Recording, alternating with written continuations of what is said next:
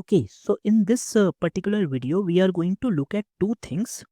First one is why this ML runs directory exists and what is the purpose of it, because currently we can see it is empty. And what is the purpose of mlflow.db? Now this DB is what is storing all the metadata about your runs like name, parameters, metrics, anything that you log, and that is very lightweight, will be saved in the mlflow.db. Anything that is you can say is heavy, like artifact, if you want to store, like let's say model or data set, then that will be stored in ml runs. But let's try to log a artifact.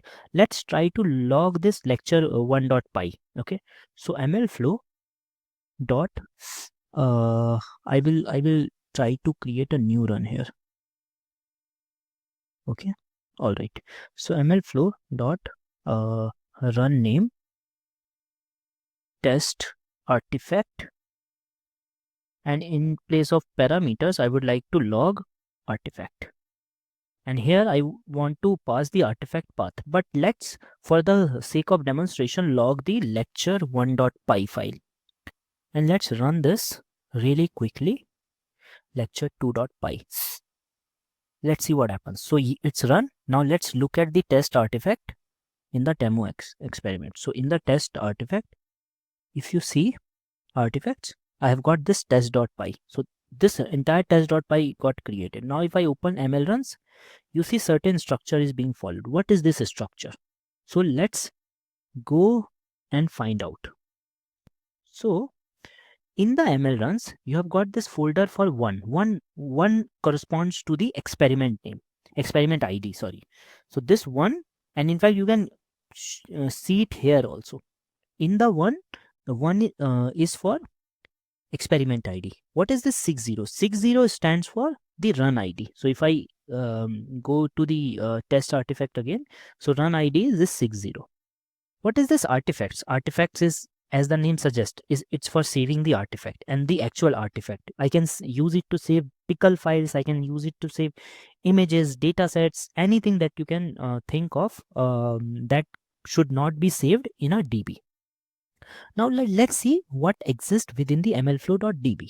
So let's explore. Let me close this out and let's explore. Not here. One second. Explore db. Explore db.py. Okay, so this db we can connect using SQLite. So import SQLite 3, and here what we need to do is we need to create a connection. Now how can I create the connection? I can simply write something like connection is equal to SQLite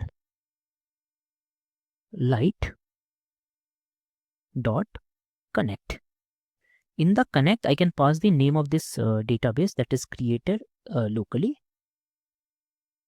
Connection is equal to this. Now this connection, I can extract all the tables. So let's also import pandas for this demonstration. Pandas as pd, and here pd dot read SQL query, and here I will say something like select name from SQLite master, where type is equal to, I will put it inside single quotes. In the single quotes I will write table. So I want to get all the tables and I would like to close this. Now this is the query, and what is the database? I will just pass the connection, and let's try to print the tables, and let's see what do we get.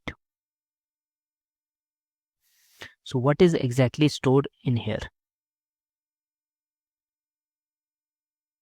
Okay, so you see there are like lot of details which are there, for example score versions, evaluation data sets, and things like that.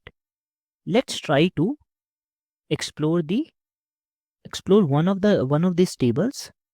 Let me see which table can we explore. So we have got runs table. This is what I am interested in. So now I will say runs df is equal to pd dot read SQL query select star. I would like to select all the things from runs. I would like to close this query and I would like to call it on connection. And now let's print the head of this runs df dot head. Okay, so let's run this now. Okay, you see this run UUID. Now what is this UUID? But let's for the time being remove all. Let's try to print all the values, and you see 60. This 60 is the run that I actually created just now. So I hope you are able to see why what is the objective of this. Let's also try to print columns.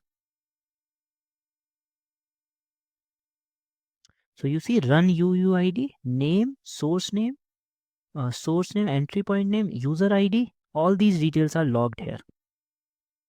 Okay, so now whatever I have explained just now, there is a technical name for both of these. This store that I'm using to store the artifact is known as artifact store. Okay, this database that I'm using to store all the parameters metrics is known as backend store. Okay, and then this server that I'm running here, it's called tracking server with its UI also. So UI plus this service that is serving this server is known as tracking server. So these three are one of the important concepts that you have to remember while using MLflow. Now the next question arises that is it advisable to store these artifacts within your local setup? No, it is not.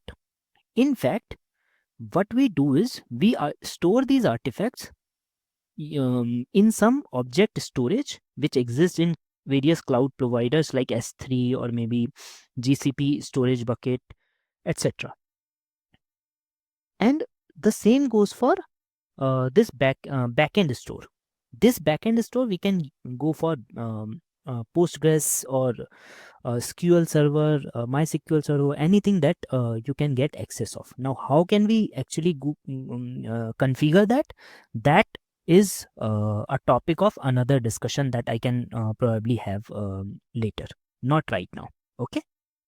So I hope you have been able to understand what I wanted to show you.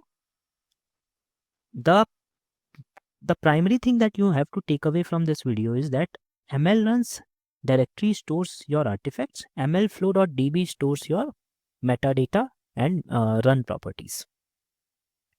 Thank you so much. I'll see you in the next video.